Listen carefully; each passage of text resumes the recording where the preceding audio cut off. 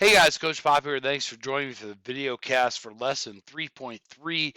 Today we're looking at how Rome became an empire, and what we want to focus on particularly is how it is similar but also different from what happened in Greece. Now, one similarity is that the people that will become Romans were descendants of the Indo-Europeans much later than the Greek people that settled in the peninsula of Greece, but nonetheless, they are Indo-European, and they're also affected by the Semitic migrations of the Phoenicians, and especially because of this trading city. It originally started out as in Carthage in North Africa.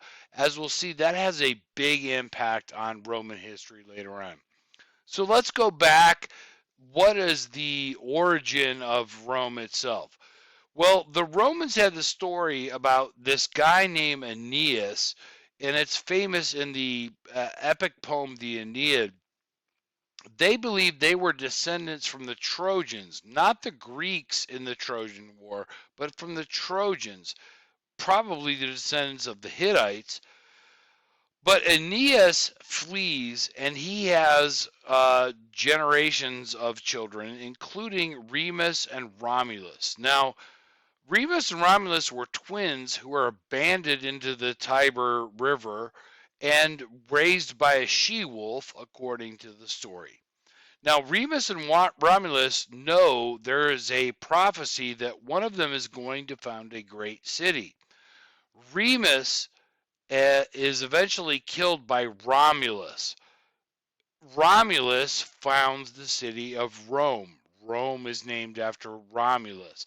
I find it interesting that the very origin of the city of Rome is based on a brother killing his brother. Nonetheless, that is the story. But there are a bunch of other Indo-Europeans in the Italian peninsula at the time. If you look at this particular map, you'll notice, first of all, the Latium people who spoke Latin, which is the language that the Romans spoke. But in the north, you've got Etruria, and they had a tradition of autocratic kings, kings that were above the law. Tyrants was the Greek words that they used for them. And if you notice on this map, though, Rome, the city of Rome, is kind of like right in the middle of that. It's a city, it speaks Latin, but they're ruled by an autocratic king. And that's sort of the situation until a guy named Lucius Brutus leads a revolution. Lucius Brutus, if you still read Julius Caesar, the play by Shakespeare in your 10th grade English class, he's the ancestor who is constantly referred to by Marcus Brutus. But the thing is, he leads not just a rebellion, but a revolution. He doesn't just overthrow the king, the autocrat, but he institutes a new system of government. He establishes the republic. Now, the republic is a little complicated, so there's a couple things we want to talk about, but that leads us into the classical period. So here's how the system works. First of all, the image that you saw on the last slide, SPQR, the Senate Populesque Romanus. Basically, that's translated as the Senate and the people of Rome. What they had was a representative democracy. Unlike the direct democracy of Athens, the Roman system in the Republic, you elected leaders who would then make decisions for you. But only citizens were allowed to do that. And citizens at the time meant wealthy landowners. But that idea, as we'll see, becomes a fundamental ideology even after it becomes an empire. At the heart of that, then, is the Senate. The Senate is elected by the patricians. Wealthy landowners are patricians. And this becomes the heart of the ideology of Rome. Like, we elect people to lead us, but the we is obviously dependent on whether or not you own land and whether or not you're a man, I should also add. Now, the Senate then appoints two consuls. Consuls are like the leaders, but notice there's two. They were so afraid of some sort of autocrat becoming a dictator that they didn't want to invest power in one person. Moreover, that person is appointed and has a fixed term. Their term could be denied or extended depending on the vote of the Senate. Again, the idea, though, is they did not want too much power to be concentrated in one particular individual. Now, later on, in addition to the Senate, a tribal assembly is formed. The tribal assembly, though, is a representative body for plebeians. These are common people who are technically citizens of Rome. They live in the city state of Rome, but it takes a while before the tribal assembly is formed. The Senate is literally the heart of everything going on. So it was added much later on. There is a legal document carved into stone called the 12 Tables that outlines the rights afforded to plebeians. These plebes are they're free citizens of the city state of Rome, but they're not wealthy landowners. Those rights, though, are codified and written down in stone. This becomes a crucial part of the ideology, though, of Rome being a representative democracy. In addition to that, though, there's all sorts of public works. On the left, you'll see that aqueducts are built. Aqueducts bring water from mountain regions into the cities where the Romans lived. And again, this benefits everybody. It's a type of infrastructure. On the right, you see the Colosseum in Rome, and Colossia were built all over the Roman Empire later on. But the idea was, yes, it definitely was a kind of monumental architecture glorifying the reign of whoever built it, but it was also designed for everyday people to come and watch, whether it was gladiator games or chariot races, whatever it was. So it's sort of like the ziggurats in the ancient period.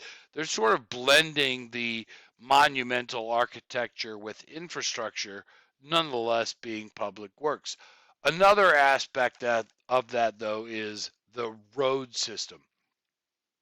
Roman roads, building on the tradition of the royal roads in the Achaemenid dynasty of Persia, the, they're initially built for government and administration, but they end up having this huge impact that turns it into a kind of infrastructure that benefits everybody.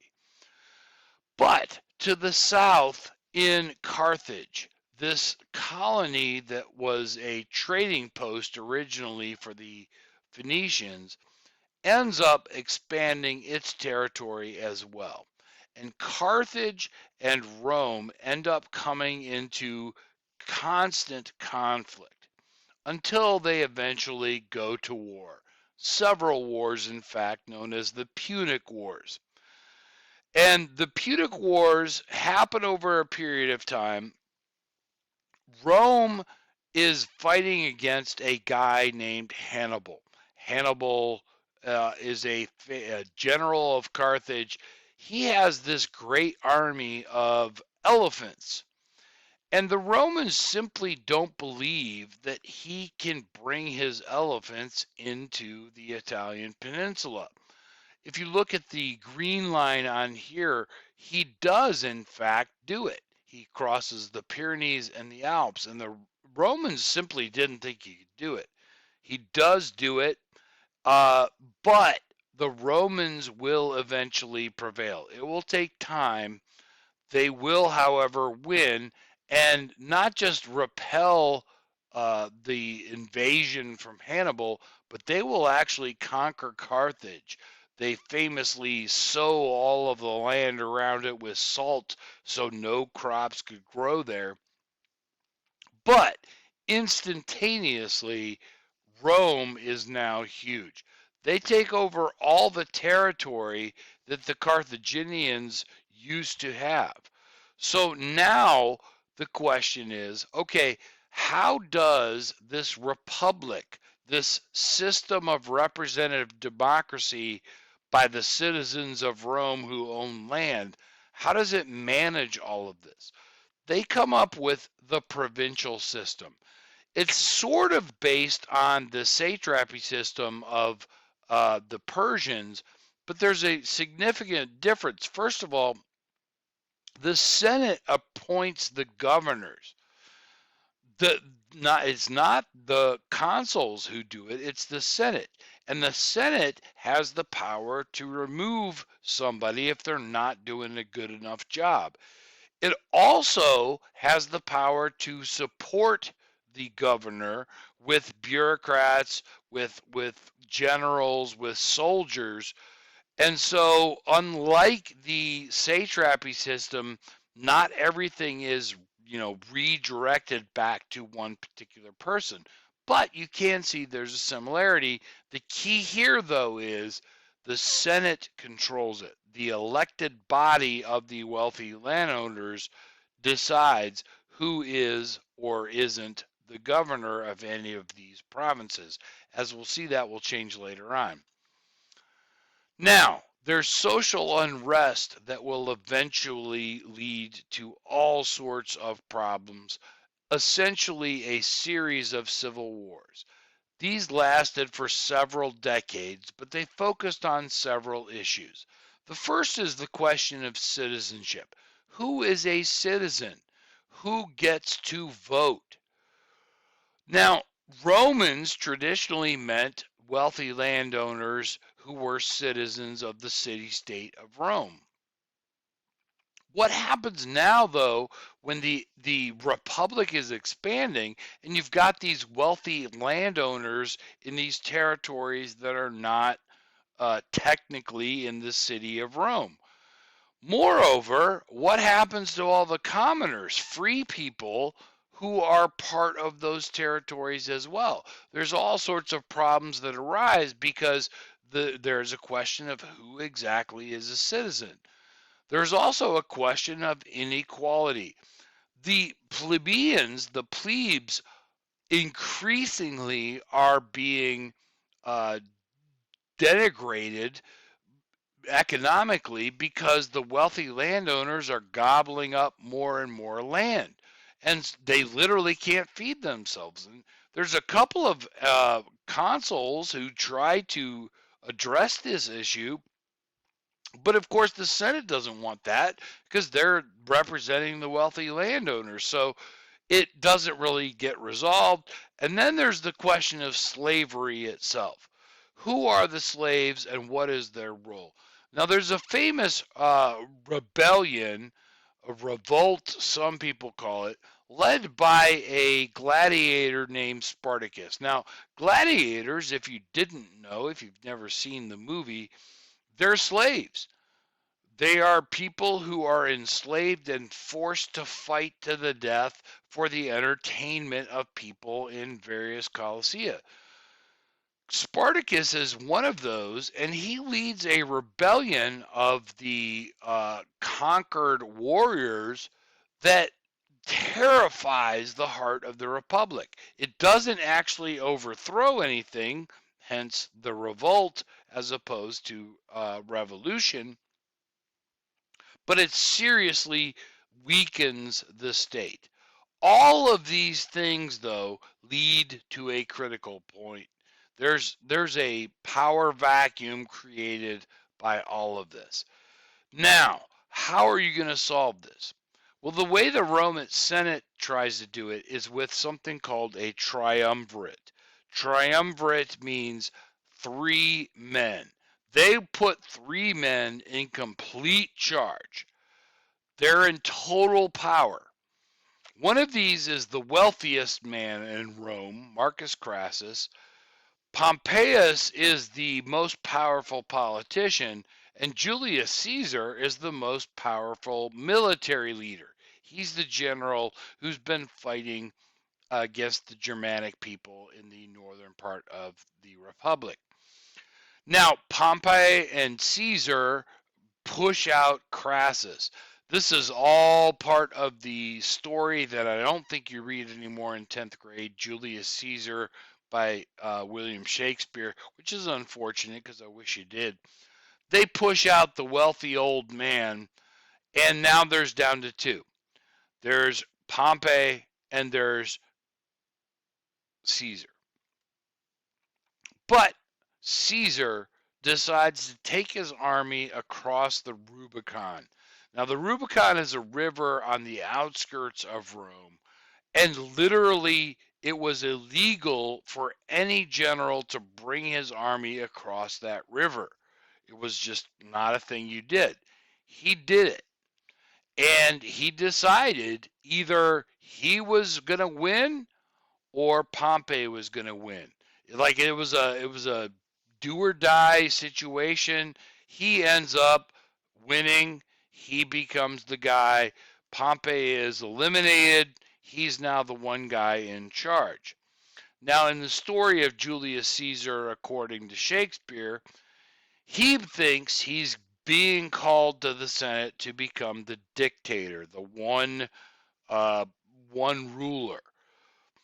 But he's famously stabbed by every single one of the members of the Senate because they don't want to take individual blame.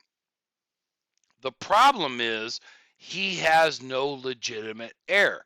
Who's going to take over? He had a son, but it was not a son from his wife. It was a son from Cleopatra in Egypt, who, if you remember, was also Greek. But there's no particular heir. So there's a like, who the heck is in charge now? Well, you know what? Let's make another triumvirate. I mean, it worked so swimmingly the first time. This time, the triumvirate, the 3 men, are Marcus Lepidus, the richest man in Rome, Marcus Antonius, the best friend of Julius Caesar, probably the most powerful politician, and Octavian Augustus, the nephew of Caesar, who was made his heir legally, even though he wasn't bound by blood. These guys are going to be in charge. Hey, guess what happens? Antonius and Augustus push out Lepidus. The old man is out. Now 3 become 2. You got Antonius, you got Augustus. Hey, guess what happens? They're going to fight. And again, this is all depicted in the play Julius Caesar. Augustus is going to win. Octavian Augustus then becomes the Roman emperor. This leads to the Roman Empire. Now, Octavian Augustus takes the title Caesar. It's now a title. Like it was Julius Caesar's name. Now it's a title. But more importantly, it initiates this period called the Pax Romana. For over 200 years, everything is great in the Roman Empire. They're expanding their territory. Most people are getting wealthy. Everything is great. Everything is great. Pax Romana is a good time to be a Roman. They're expanding the road network, which again, based on the Achaemenid model in Persia, now it's even bigger and it's bringing all these benefits to all these people. But the provincial system is an issue. If you look at this particular map, everything that is a capital letter is a province. And what happens after it becomes an empire is the Senate doesn't appoint the governor, The emperor does. And the emperor frequently does this to reward his family members, people who have supported him, and they will never remove them even if they actually suck at their job.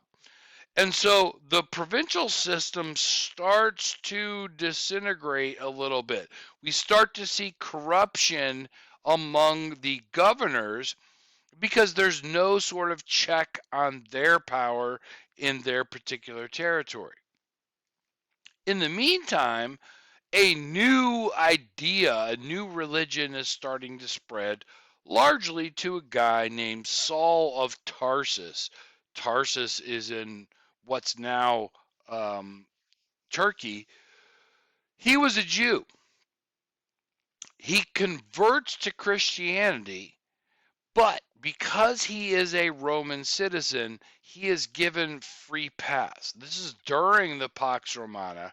And so he's allowed to travel everywhere because all he has to do within the Roman Empire is show the fact that he's a Roman citizen. And so he starts spreading the teachings, the gospels of Jesus. And it's what's interesting about that is the religion is technically illegal. Like the people that he's preaching to, if they convert, they're going to be persecuted if they get caught. So everything is underground. Nonetheless, his ideas start to spread dramatically throughout the empire. At the same time, there's all of these Germanic peoples, and as we'll see, a people from Central Asia who are constantly attacking the empire. There's all sorts of, internal and external problems that are really challenging the empire. Moreover, they're just getting too damn big. Diocletian, when he becomes the empire, he comes up with the solution of just splitting it into two. There will be two empires, a Western Empire and an Eastern Empire. Each of the two empires then will have a emperor who's the political leader and a Caesar who is the military leader. That's his solution, and it might have worked actually, but no one really knows. Later on, Diocletian is succeeded by Constantine. Now, Constantine, he doesn't think they should be two, and he tries to conquer territory from the east, and he wants to make Rome one big empire again. He wants to unify it into one big empire. In one of the particular battles, though, he has this vision. The Chi-Rho symbol, which we'll get into next week, the symbol of Christianity, well before the cross was the symbol for Christianity. He sees this symbol and then wins the battle the next day, and he believes that is a sign that he should become a Christian. When he becomes a Christian, things suddenly change. First of all, it's not the case that Christianity is illegal. It's now allowed. But he also founds the city of Constantinople. Constantinople was a city before called Byzantium, but it was very small. He's going to build it up as this like perfect example of a new Rome, a second great capital, but this one will be in the east, a Christian capital. This was in 330 of the Common Era, and again, he's going to rebuild it, and it's going to be the best thing that everybody has ever seen. After he dies, though, the split comes back. He didn't succeed in unifying all of Rome, but what he did do is solidify the idea that Christianity is okay. And in fact, the emperors after him, who are also Christian, don't just allow it, they make it the official religion. Once it becomes the official religion of the Roman Empire, Christianity is going to spread dramatically throughout the empire. All throughout the empire now, people are converting to Christianity because that's kind of what is expected. But at the same time, you've got all of these Germanic peoples, these pastoral nomads from Central Asia that are constantly attacking, and they're going to put increasingly more pressure on the Western Empire as well as the Eastern Empire until eventually the empire falls. But when we say the fall of Rome, what we're talking about is the city of Rome. I mean, that was the capital of the Western Empire. Does the Roman Empire really fall after that? Well, I'm not so sure. But what we do know is after 476, when the Germanic peoples take over the city of Rome, in what had been the Western Empire, there's all sorts of new kingdoms of Germanic peoples. But the people in the East are still considering themselves Rome. At the time, they're called Romania. But then there's going to be this dude, Justinian. He's the emperor in Constantinople in the Eastern Empire, and he doesn't think they ever stopped being Rome. Like Rome's still a thing. And in fact, he tries and partially succeeds in conquering all of the territory to make Rome again. But that's something we'll get into in the next unit. I appreciate you guys paying attention. I hope you were able to fill in the blanks, annotate. Again, this is on the Roman side of the imperial patterns. Please do take time to read over the spice tea charts on the back. You guys are awesome. Can't wait to see you in class.